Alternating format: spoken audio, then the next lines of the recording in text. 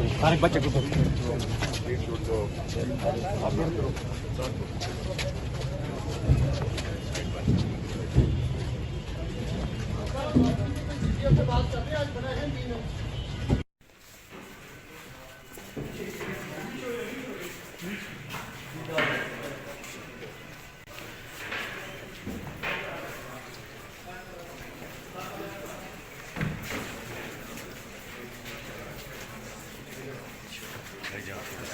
ادھر بنا پلیز تھوڑا پیچھے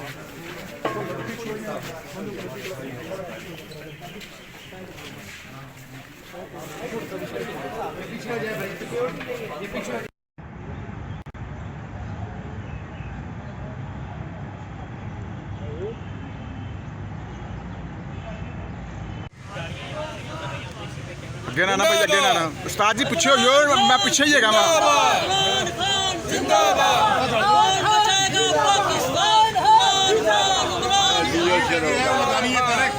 لیڈ لگانی ہے ساتھ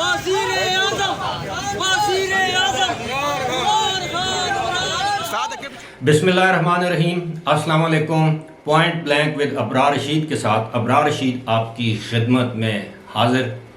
یہ ویڈیو آپ نے دیکھی میرے تعارفی کلمات سے پہلے،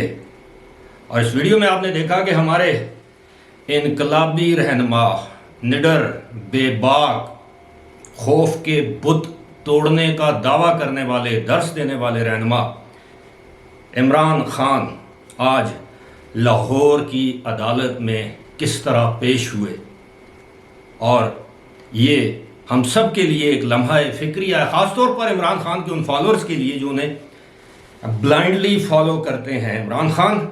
اپنے فالورز کو کہتے ہیں کہ خوف کے بت توڑ دو، موت سے گھبرانا نہیں، موت تو ایک دن آنی ہے۔ لیکن آج جب عدالت میں پیش ہوئے تو یہ ویڈیو آپ نے خود ملاحظہ کی، یہ آج ہی کی ویڈیو ہے، اور آج ہی کے دن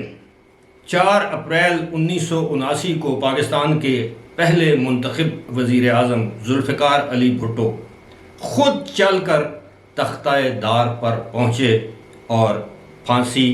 کے پھندے کو خود اپنے گلے میں لگایا اور جھول گئے۔ اب آپ خود فیصلہ کیجئے اپنے ضمیر کے مطابق، دل پر ہاتھ رکھ کے، کہ انقلابی رہنما کون ہوتے ہیں۔ ذوالفقار علی بھٹو کے پاس یہ آپشن موجود تھی کہ اگر وہ ملک سے باہر چلے جائیں، سیاست سے طائب ہو جائیں تو انہیں معاف کیا جا سکتا ہے، لیکن انہوں نے اپنے ملک میں پھانسی لگنے کو ترجیح دی، تاریخ میں زندہ رہنے کو ترجیح دی، نہ کہ تاریخ میں ایک مردہ کردار کے طور پر یاد رکھے جاتے۔ آج بھی ذوالفقار علی بھٹو، ان کا نظریہ، ان کا نام زندہ ہے۔ یہی وجہ ہے کہ لوگ کہتے ہیں کہ آج بھی بھٹو زندہ ہے۔ بھٹو ایک نظریے کا نام ہے۔ خیر، یہ باتیں تو ہوتی رہیں گی، لیکن اصل معاملے کی طرف آتے ہیں کہ اب بلی تھیلے سے باہر آ گئی، اور آج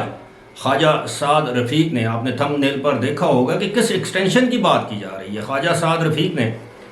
آج قومی اسمبلی کے فلور پر یہ بات کی ہے کہ جناب انہیں بہت سے پیغامات دیے گئے، بہت سے پیغامات پہنچائے گئے عام شخصیت کی جانب سے کہ سپریم کورٹ کے جج صاحبان، خاص طور پر چیف جسٹس صاحب کی جو عمر کی ریٹائرمنٹ کی جو حد ہے اس کو 65 سال سے بڑھا کر 68 سال یعنی 68 ایئرز کر دیا جائے۔ ان کا اشارہ واضح طور پر chief justice of Pakistan justice Umar Ata Bandial کی جانب تھا کہ وہ اپنی مدت ملازمت میں ایکسٹینشن چاہتے ہیں، اور اس حوالے سے وہ چاہتے ہیں کہ حکومت باقاعدہ قانون سازی کرے اور 65 سال کی حد کو 68 سال کر دے، یعنی ان کو مزید 3 سال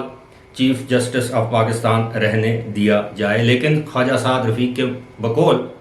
انہوں نے ایسا کرنے سے معذرت کر لی، انکار کر دیا۔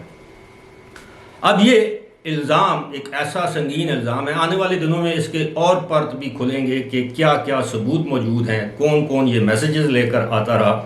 اور ہمارے ذرائع یہ بھی کہتے ہیں کہ اصل پلان جو ہے وہ اصل پلان آپ کے سامنے رکھ دیتا ہوں۔ اصل پلان یہ ہے کہ عمران خان کو جلد از جلد انتخابات دیے جائیں، یعنی پنجاب اور خیبر پختونخوا کی اسمبلیوں میں ظاہر ہے ان کی پاپولیرٹی ہے، ان کی حکومتیں بن جائیں گی، اور ستمبر کے مہینے میں عام انتخابات کروا دیے جائیں، اور اس وقت یعنی موجودہ چیف جسٹس کی ریٹائرمنٹ سے قبل عمران خان کو اقتدار میں لایا جائے 2/3 اکثریت کے ساتھ. اس کے بعد جب وہ اقتدار میں آ جائیں گے تو کوئی عام شہری، کوئی نامعلوم شخص سپریم کورٹ میں ایک پیٹیشن دائر کرے گا. اس پیٹیشن میں یہ استدعا کی جائے گی کہ موجودہ آرمی چیف، چونکہ جب انہوں نے آرمی چیف کا چارج سنبھالا اس وقت وہ ریٹائر ہو چکے تھے، جس طرح کہ پی ٹی آئی کا بیانیہ ہے، لہذا ان کی تعیناتی کو کالعدم قرار دیا جائے. اور اس کے بعد جو دوسرے نمبر پر جو بعد میں جو لوگ آتے تھے ان میں سے کسی کو آرمی چیف بنا دیا جائے، اور یوں اس وقت کی ہونے والی تمام تعیناتیوں کو کالعدم قرار دیا جائے. یہ بڑی دور کی کوڑی ہے، ایسا پاکستان کی عدالتی تاریخ میں مثال نہیں ملتی، اور نہ ہی ایسا سوچا جا سکتا ہے کہ سٹنگ آرمی چیف کو برطرف کر دیا جائے عدالت کی جانب سے یا کسی اور طرف سے جس کے پاس اختیار بھی ہو. آپ کو یاد ہوگا کہ نواز شریف کے پاس باقاعدہ اختیار تھا آرمی چیف کو برطرف کرنے کا، لیکن 12 اکتوبر کو جب انہوں نے یہ اقدام اٹھایا تو اس کے بعد کیا ہوا 12 اکتوبر 1999 کو. لہذا اس بات کو تو مکمل طور پر رد کیا جا سکتا ہے، لیکن یہ بات لازمی ہے کہ اگر عمران خان ستمبر یا اگست میں انتخابات کروانے کے بعد اقتدار میں آ جاتے ہیں اور 2/3 اکثریت حاصل کر لیتے ہیں اور پارلیمنٹ کے ذریعے ایک ترمیم کے ذریعے وہ ججز کی مدت ملازمت، خاص طور پر چیف جسٹس کی مدت ملازمت میں وہ 3 سال کی توسیع کر دیتے ہیں، جس طرح انہوں نے ایکسٹینشن دی تھی جنرل قمر جاوید باجوہ کو، دوسری مرتبہ تاحیات ایکسٹینشن دینے پر وہ آمادہ ہو گئے تھے، جس کا انہوں نے اقرار بھی کیا ہے. تو ایسی صورت میں جو موجودہ چیف جسٹس ہیں یہ مزید 3 سال کے لیے چیف جسٹس برقرار رہیں گے، اور یوں قاضی فائز عیسیٰ کا وہ خواب کہ وہ چیف جسٹس بنیں گے ادھورا رہ جائے گا، کیونکہ وہ چیف جسٹس نہیں بنیں گے. ان کی مدت ملازمت 65 سال ہی رہے گی، چیف جسٹس کی مدت ملازمت 68 سال ہو جائے گی، اور یوں اس کے بعد قاضی فائز عیسیٰ ریٹائر ہو جائیں گے اس دوران. اب یہ ایک ایسا معاملہ ہے، کیونکہ میں اس پر کبھی اس کو زیر بحث یا موضوع بحث نہ بناتا، لیکن چونکہ یہ خواجہ سعد رفیق نے ایک بہت بڑا انکشاف کیا ہے آج قومی اسمبلی میں اپنے خطاب کے دوران. لیکن بات یہ ہے کہ یہ جو کہتے ہیں نا کہ یہ گیم از آن، یہ پارٹی ابھی شروع ہوئی ہے، کھیل ابھی شروع ہوا ہے، اور یہ سب طرف سے یہ اشارے دیے جا رہے ہیں کہ ایک تو وفاقی کابینہ نے یہ فیصلہ مسترد کر دیا ہے جو آج فیصلہ آیا ہے، دوسری بات یہ ہے کہ پارلیمنٹ اس کو مسترد کرے گی، تیسری بات یہ ہے کہ اس فیصلے کے نتیجے میں اگر توہین عدالت کی کوئی کارروائی ہوتی ہے حکومت اس کو بھی ماننے سے انکار کر دے گی. اور بالآخر کیا ہوگا؟ آپ کو پتہ ہے کہ سپریم کورٹ کے پاس ایک آئینی اختیار ہے کہ وہ اپنے فیصلے پر عمل درآمد کروانے کے لیے یا اپنی مدد کے لیے افواج پاکستان یا پاک فوج کو طلب کر سکتی ہے یا بلا سکتی ہے. لیکن کیا ایک $1 ملین کوسچن یہ ہے کہ اس طرح کے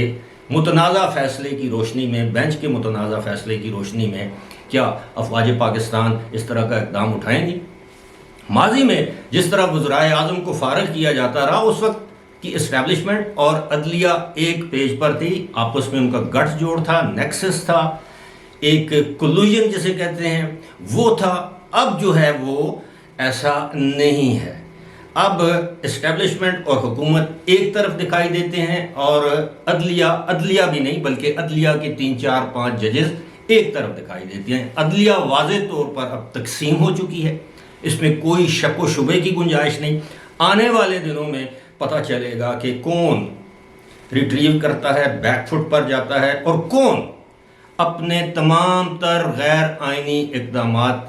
کی جو کیے گئے جو اقدامات ہیں ان کی سزا بھگتتا ہے. فی الحال قرائن حالات یہ بتا رہے ہیں کہ حکومت اس معاملے میں سنجیدہ ہے کہ آنے والے چند دنوں میں یا 1-2 ہفتوں میں حکومت چیف جسٹس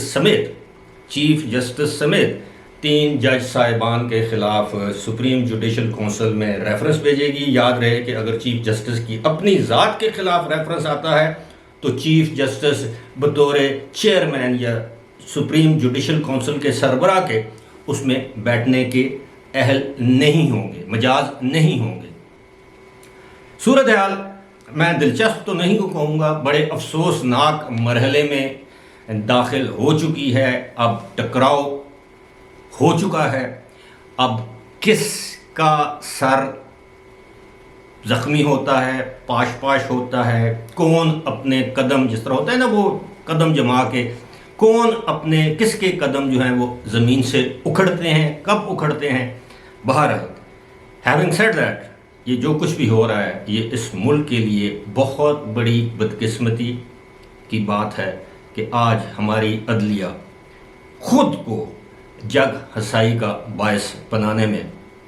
مکمل طور پر صرف اور صرف عدلیہ ذمہ دار ہے. حکومت کے مخالف جو مرضی یہ کہیں، پی ٹی آئی کے حامی جو مرضی یہ کہیں، لیکن نقصان بالآخر پاکستان کی عدلیہ اور اس کی ساکھ کو ہی پہنچا ہے. فی الحال مجھے دیجیے اجازت.